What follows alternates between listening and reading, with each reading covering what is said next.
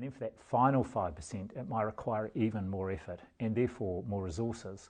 You might need to have dedicated teams who are going out and finding these children, going into their homes and vaccinating them. You know, one of the key pieces of information that the whole world is waiting for is the extent to which being vaccinated means that you aren't able to pass on COVID-19 to others.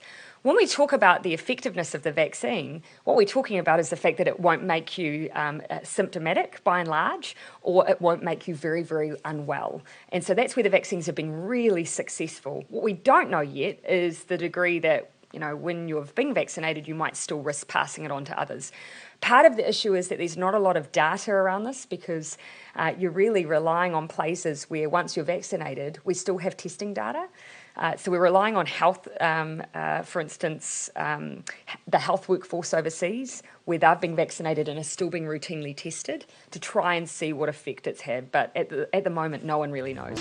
I just want to reiterate the message, and some of you may have heard the interview that Kim Hill did with virologist Chris Smith from Cambridge University. He was very clear on this. Are face masks effective, and do you wear one on a plane?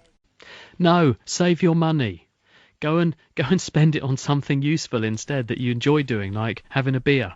Those face masks are absolute rubbish and they do absolutely nothing. So are you saying that viruses can get through face masks without any difficulty? Depends on the face mask. The kinds of masks that we're talking about that you go and buy off a street vendor and then you wear on the underground, or wear on the tram or something, wear around the streets, those are absolutely useless. I see people wearing masks.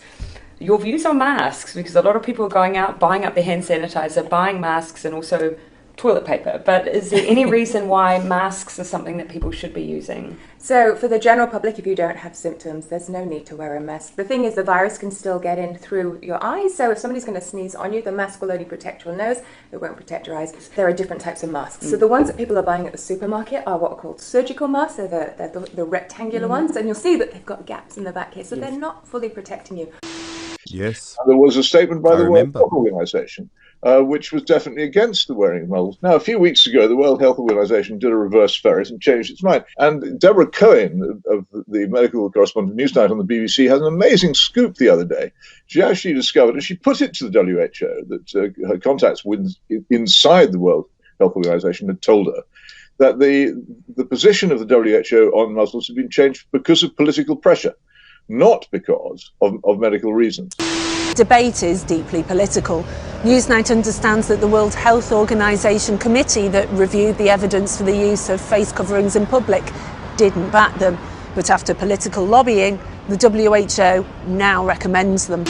So the key message from our finding is that we found that recipients of the Pfizer vaccine, those who've had 2 doses, have about 5 to 6-fold lower amounts of neutralizing antibodies. Now, these are the sort of gold standard private security antibodies of your immune system, which block the virus from getting into your cells in the first place.